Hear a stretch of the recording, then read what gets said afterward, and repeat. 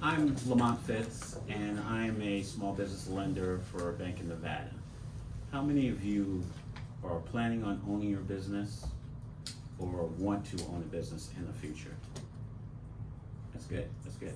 So my advice to you is that planning starts now.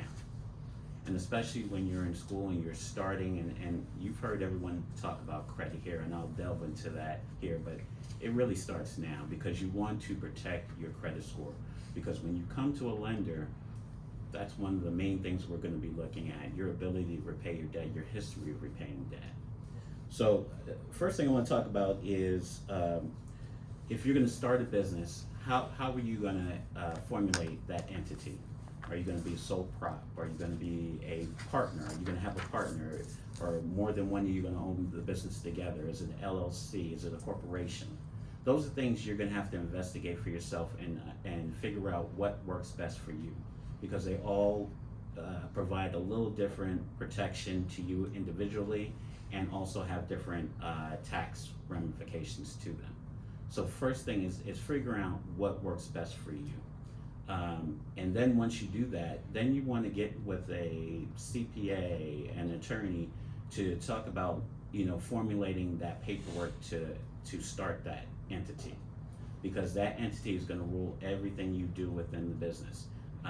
What percentage of the business that you own, what do you have, let's say somebody in the business has the right to open an account or start a loan. You need to understand what you can do within that entity and what you can't do, because that's the first thing we're going to look at when we're evaluating that business. The other thing is make sure you retain that paperwork. So when you have articles of incorporation, if you're starting a corporation, make sure you retain those. A lot of times I go to a client and they want to apply for a loan with the bank. I say, that's great, so I'm gonna need your financials, I'm gonna need your entity paperwork. Well, we started that business years ago. I don't know if I can find that. Well, we need that information, especially in today's age where you can scan those documents, you can keep them somewhere safe. Do that. Make sure you retain all your records, your financials, your entity paperwork, whatever it is. Make sure you retain those records that you're able to give it to anybody you're applying to. Another thing is capital injection. So whenever you start a business, everybody thinks, well, I'm gonna go to the bank and they're gonna give me the money to start my business. Well, the bank is not looking to fund all your business. They want to see that you have some cash to inject into it. You have to have money that you've saved up in order to not only fund the beginning of your business, but also have some reserves in the future, just in case things start out slowly, or you hit a rough patch, or like we saw here, where there's a shutdown, and now your business is closed. How are you going to be able to pay your people? How are you going to be able to pay the bills? So you want to have some reserves and be able to keep those put away. So now when you're starting out your careers and maybe you don't start your own business at first, you go work for someone. Well, put some money away. Save some of that money in order to, when you're ready to start your business, you have some of that capital, some of that money you need to start it. Also, I would say one of the keys with that is if you don't have all the funds you need, and you may want to find an investor in your business, someone that you can share ownership with, but they're going to have you run it. Or you find someone, a like-minded individual that you're going to school with, and you want to start a business together. You both want to pool your money, or however many of you want to pool your money so you're able to start that business. Also, you want to have savings.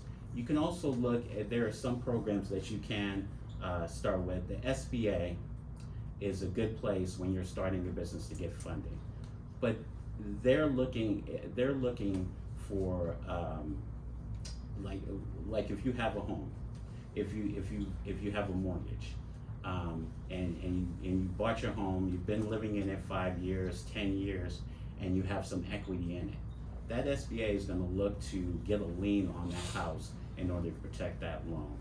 So that's a good way to, in order to, if you're looking for funding for your business, to be able to have some equity and have some collateral that the bank can take in order to secure that loan. One of the things is, what would you need a loan from the bank for? Equipment financing. If you're looking at buying some equipment for your business, you're opening a restaurant, I need some kitchen equipment, or you need tenant improvements. So you're leasing a place that you're gonna open up a restaurant, and it's just a shell. So now you have to put tables, you have to put whatever decor you want in the restaurant, you have to put you need registers, you need all that stuff. So what a bank can do is help you fund some of those expenditures for that. And then you get a loan over a period of time, and based on the income you make and the profits you make, you're able to pay that loan. Also, if you have a location and you want to open up another restaurant or another location, that's what the bank would be willing to finance for you or help you finance that, is another location. So I want to ask you, how many of you plan on opening a restaurant in the future, or you're thinking about it, right? So one of the most important things is making sure you're prepared to do that, because I looked up the statistics, and right now, what percentage do you think of restaurants are successful, new restaurants? 50.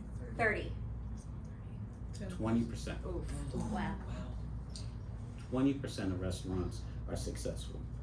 60% of them fail in the first year of operation. 80% fail within the first 5 years. So when you're coming to the bank looking for a loan, we know this about restaurants. So we're looking for a good borrower, good owners who have good credit and payment history, and we also want to see some history of performance. My department, we won't do a loan for a business that hasn't been established for 2 years. And the reason we do that is because we have to be able to see performance history of that business. What we do in banking is, as a lender, we're managing risk for the bank. And you're a lot of times, if you're applying for a loan, like you heard about credit cards, based on your score may determine what your interest rate is, because they're managing the risk of lending you money, letting you use these credit cards, and what's the likelihood of you repaying that money. That's why FICO score is so important to you, and I would say protect that. So I remember someone asked, what's a good usage of a credit card?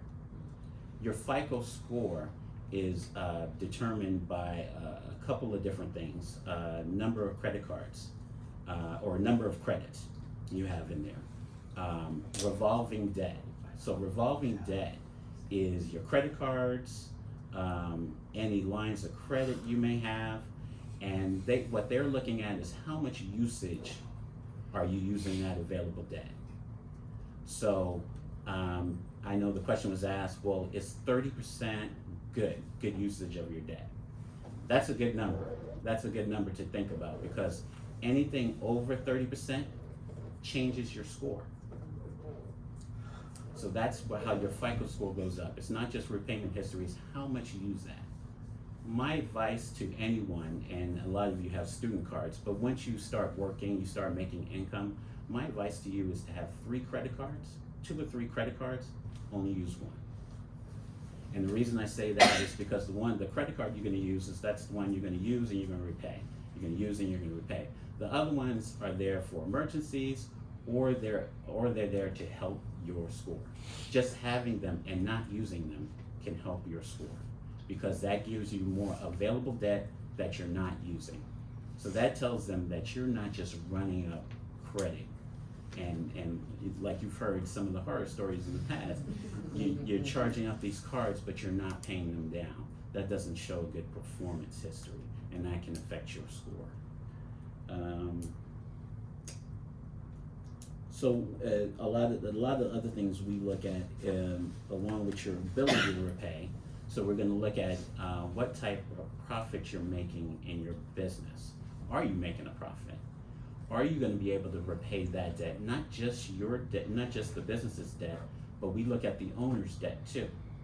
It's called global cash flow and global debt service.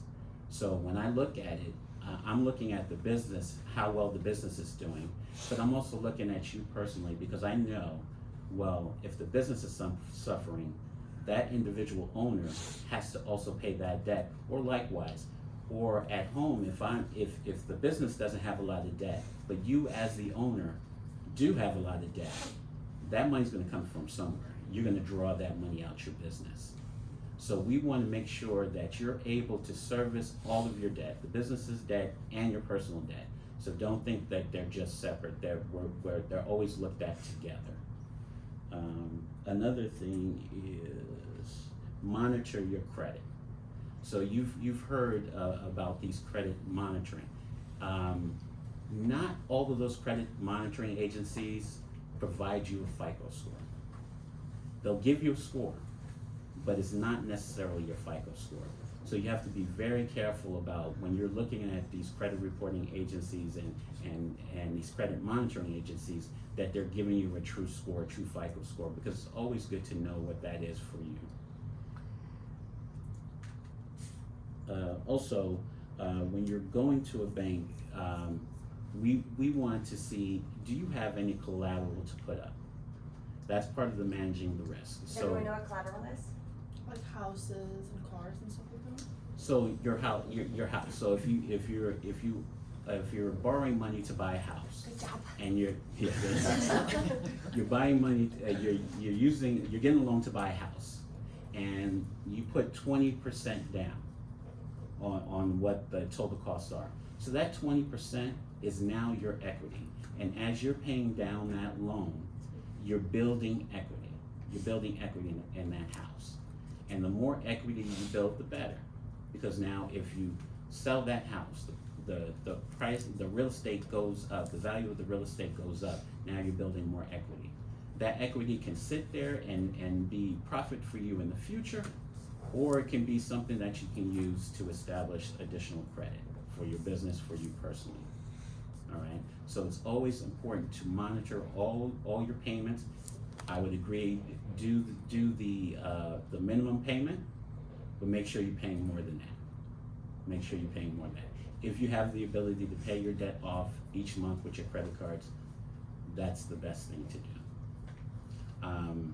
Especially, you can kind of play with interest payments, because sometimes if you charge something, but you pay it off before the next business cycle, the next statement cycle, you don't pay any interest on that debt, on that credit card charge you made. So now you're taking that money, you've used someone else's money, you used the credit card company's money, you pay down that debt, and now you're not paying interest on it. And now you're also establishing a payment history. That's the best thing to do. The worst Question thing, actually on that, Sure. And I don't know the answer necessarily, but I have my credit card cycle. Middle of the cycle, I put $1,000 on it. I don't pay it off for a while, but I pay it off by the end, and then I make a $15 purchase, and that's on at the end of the cycle. What is the interest based off of that I paid for that I get charged? so it's based on when you make that charge and when that next payment cycle date is. Some of them run on a 25-day, 30-day cycle. So as long as you pay that off before you hit that period, before that next payment cycle, then you don't pay interest on that. Yes. Is that kind of the same thing? Only because when I first had gotten my credit card, I was a little confused because every month I would pay it off in full. Yes. But when I would get my statement, it said statement balance. It was like $30, and I was like, "Oh my God, did I miss a payment?" But Yeah. I didn't understand, and I kind of still don't understand the difference between your statement balance and your current balance. I didn't know those were 2 different dates. Right, so your statement balance is a snapshot in time. So when they cut that statement, maybe you didn't make that payment yet. But if you go online and you look at your balances, you'll see, well, I don't have a balance anymore because I made that payment. But when that statement cut, you received it in the mail, by the time it got mailed to you, you're still showing that. Also, you have to worry, some credit cards, and like when you're talking about the fine print, some don't have that float period. Yeah, some credit card companies will give credit cards to anybody, but they will charge you interest immediately, and the interest rate will be very high. So, say you spend like $1,000 on your credit card and you're paying it off like say $200 every month, or every like month and a half. Can you like use your credit card again? Like say your car breaks and you need to like buy a tire or something. Can you put like another $100 on the card before paying it off that $1,000? Does that look bad or? No, it doesn't look bad. It doesn't look bad to have a balance on your credit card. Okay. How much of your available credit is available to you is what changes your score. So let's say you have a $1,000 limit on a credit card. You can use up to $300 of that credit card, keep that balance, and your score won't change too much. But it does change. It does change based on how much of it you use, how much is available. And you know, it's even 15% can change your score a little bit, can improve your score. 30% can be, 31% of your available credit use is a big difference between 30%. Just that 1%. But that's kind of the cutoff where they look at 30% of your available debt, 50% of your available, 75% of your, 100% of your available debt. That's always scary to us when we see very little available debt. That means somebody's kind of overextending themselves, and now they're coming to us because now they need more money and they don't have any more credit to use on that credit card or that line of credit, and they're not paying that down. So that's what we look at when we're evaluating a loan, is how are they managing money, how are they managing their payments, how are they managing their debt, how are they managing their business. One of the big things I see, not just in the food and beverage industry, but it's with lawyers, it's with doctors, is you have a specialty in whatever you do, and you focus on that in your business. But one of the biggest things that every business owner needs to focus on are their financials. And too many business owners do not understand their own financials. And that's key to running a successful business, is to know your financials. You should know how much your expenses are each month of your business. How much revenue are you generating? Are you making a profit? Are you making a loss? Is it a loss? What do I need to change? Do I need to hire more people to service more customers? Do I need to reduce my staff because there are more people than we have customers? We're not efficiently running our business. So I think it's key that everybody knows their financials, know what's happening. If you have a restaurant, even to the items on the menu that you are selling, know how much each item on that menu costs you to make and how much profit are you making from selling it. One item can make more of a profit than another. So if this item is making more, maybe you want to specialize in that. Maybe you want to sell more of that. Maybe you want to push more of that. Maybe you want to sell less of these. Maybe you want to remove this off of your menu, or what you're selling at your store, or whatever your business is. But knowing those things are key to success in a business. Does anybody have any questions? Sure. So I know sometimes like my credit card will increase my credit limit. So how Yes. does a credit card judge if you're able to get that credit limit increase? Usually 2 things will change your credit, 3 things will change your credit limit. So the first thing is your income.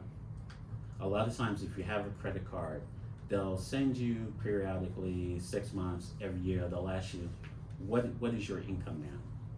Because now they figure either your income went up or your income went down based on your job, based on promotions, based on whatever. They want to know how much income you have, and maybe we can increase your credit limit because of that. Another reason they increase your credit limit is because now you've had your card for a year, you've had it for 2 years, and you've performed well. And they feel more comfortable in that risk. So now they're gonna give you more of a limit. They want you to be able to spend more on their credit card so they can charge you that interest. That's how a credit card company or a bank makes their money, is on the interest. The other way is bad performance. So maybe you have a couple of late payments, or maybe you've taken that limit and you've extended it past that $1,000. Now you charge something, and now you have $1,000 worth of charges, but you have $200 worth of interest payments. So now you've overextended your limit, and now they'll say, you know what, maybe we should reduce your limit because you're not really handling well. We're kind of scared of the risk, so now we're going to reduce their limit. Also, a way a bank looks at a line of credit. Also, we want to see that you're doing an event, and you have to, purchase all this food for this event, but at the end of the day, at the end of that event, you're gonna get payment for that event. So you have a line of credit, you take that line of credit, you buy all the equipment you may need, the service you may need, the food you may need, and then you use that money, you buy those items, and then once you get paid, you pay that down. That's how we like to see your debt used. We like to see you draw it, use it for your business needs, and then as soon as you get paid, to pay it down. And as long as you're revolving that debt and moving it back and forth, we know you're performing well. And that makes us more willing to give you more credit. Sure. I know both are important factors in terms of credit in total, Mm-hmm. but in comparison to, like, for example, getting a mortgage or getting a business loan, Mm-hmm. which one seems more important than the other? The credit utilization or the line of credit? What do you mean seems more important? In determining either getting approved for a mortgage loan or for a business loan, do they look more at how much you're using your utilization of your credit, or on how many lines of credit you have open? A little bit of both. So I would say they're kind of equal, because we want to look at how much debt do you have out there. Because if let's say you have let's stick with credit cards. Let's say you have 3 credit cards, and they each have a $5,000 limit to them, but you're not using them right now. So we'll look at that and we'll say, well, yeah, he's doing great. He has these credit cards out there, but he's not charging them up. But we do know you have the ability to do that. So once we give you our loan, then maybe you start charging all of those up. And now you have to repay all that debt. So when we look at it, we calculate it based on if you're using all of that debt. Can you cash flow that? Do you have the income? Do you have the revenue to support all of that debt if you did charge it all up? If we did have to take that balance and term it out over a period of time, that's how we evaluate your loan and your approval, of your request. Any other questions? So I'll just wrap it up real quick, and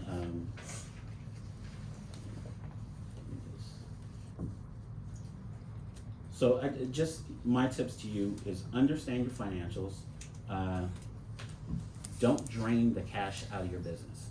A lot of times what I see is you start your business, you're having success, and you're the owner, and now you want to show that success, so you're taking the cash out of your business, you're buying you nice things. What I say is leave some of that cash in your business just for those rainy days, to show you have the ability to have that liquidity. And liquidity is really that cash. You have that liquidity available to support any rough patches or anything that may come Also, understand how you report your financials. One of the key things I seen, and I just ran into this with someone, they wanted to get a loan for their business, and they needed additional funds. But their tax returns were not showing the revenue to support it. And they're telling me, oh no, we make great business, but we're, you know, we show certain things on our tax returns because we're managing our tax payments. They want to know how much they have to pay in taxes, so they're showing less revenue. And that's understandable, but also understand that when we're looking at those financials, we're going on what's on your tax return, what's on your profit and loss, what's on your balance sheet. So if you're not showing that revenue, we don't know you have the ability to borrow more money because it's not showing the cash flow. So you always have to manage what you're paying in taxes, what you're showing in your tax returns, what you're showing in your financials to your needs later in the future. So you want to be able to show that. So if you need money for your business, if you need money for yourself personally, you show the revenue, the income in order to qualify for that. That's it for me. Any other questions? Last question. So you said that this lender specifically takes 2 years. So in the best scenario, would it be for those 2 years to have the 2 years of taxes, the P&Ls, and the balance sheets, and that would be like the best scenario for having your financials? Right. So you want to have your tax returns. So in my case, I'm looking for your last 2 years of tax returns, business and personal. I'm looking for a personal financial statement. So a personal financial statement is going to list all your assets, what you own, your cars, your home, jewelry, anything you own, bank accounts, how much you have in your bank accounts, against what you owe, your mortgage debt, your credit card debt, any other debt you have. And whatever that number is, your asset, your after you take out all your liabilities and your assets, that's your net worth. And that is what we're looking at. That's what we're evaluating, is your net worth. Did that answer your question? Yeah. Thank you. Anything else? All right, thank you. Thank you all. Thank you. Can I get a photo of all of you together? I would love to I get a wanna photo do a of photo. everybody. I'm so impressed by you guys.